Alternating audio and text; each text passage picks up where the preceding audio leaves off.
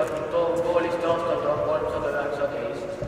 Toomkool on 700 aastat vana.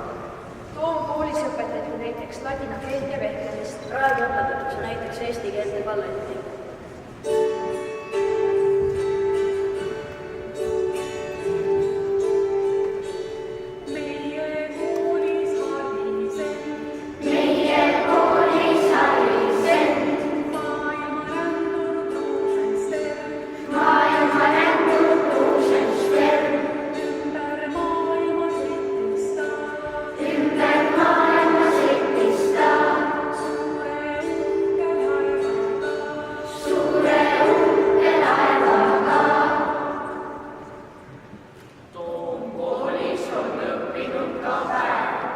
Tähtis loodusteadlane.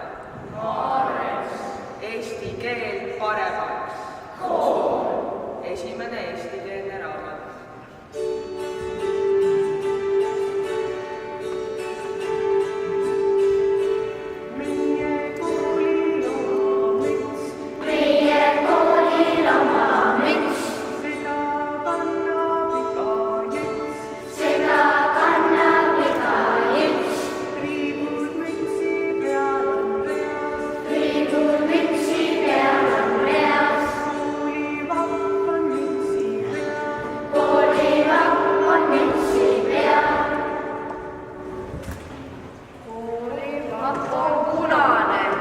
See on usuväärne.